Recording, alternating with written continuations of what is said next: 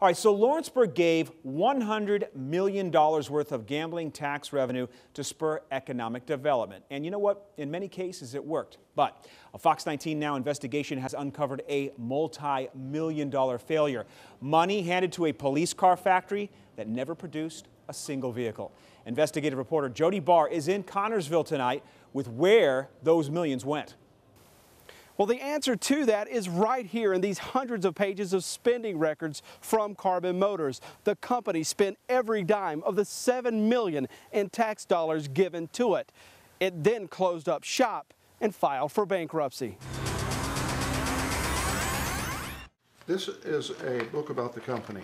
Connersville Mayor Leonard Urban's holding the last piece of Carbon Motors the city owns. Urban played an active role in landing the company for his poverty-stricken city. Everyone wanted Carbon Motors and its promise of 1,300 jobs and tens of millions in tax revenues. Then Governor Mitch Daniels took the credit for what seemed like such a large economic development win. I dreamed about a day like this for this town, in this county, in this part of our state. The man at the head of Carbon Motors was William Santana Li. He also made promises to the thousands gathered in Connersville. It's going to be the police car capital of the world. What the public did not know, the entire project hinged on the feds approving a $310 million loan to William Li. A little more than 3 years after this announcement, the feds denied Li's loan.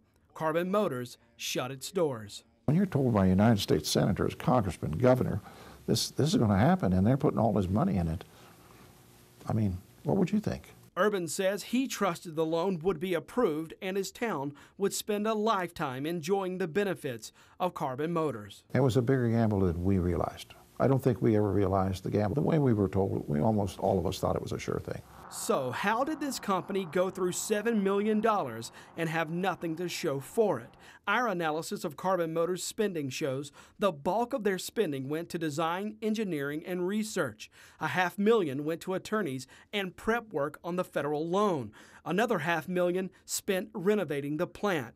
And in just 3 months in 2010, executives spent more than $214,000 on hotels, travel, meals, and entertainment. Was some of that spending in your mind inappropriate? Yes, it was. I mean, they flew all over the world. And it was airplane after airplane and hotel, and it wasn't cheap hotels. We tried to interview William Santana Li for this report. Li never responded to messages, but his spokesman did, saying Li is not interviewing about Carbon Motors any longer. We found Li on YouTube. We're in the process of developing the technology. In California, trying to raise money for his new company, Nightscope. He's building security guard robots today. Do you believe that Bill Li owes the people of Connersville, at the very least, an explanation? I think it would be nice. I don't suppose he'll ever be back here, and I don't suppose I'll ever hear from him again. I tried to contact him twice, and I got no response. We also reached out to former Indiana Governor Mitch Daniels for comment on this failed project. Daniels declined our request for an interview, but he did send us a statement.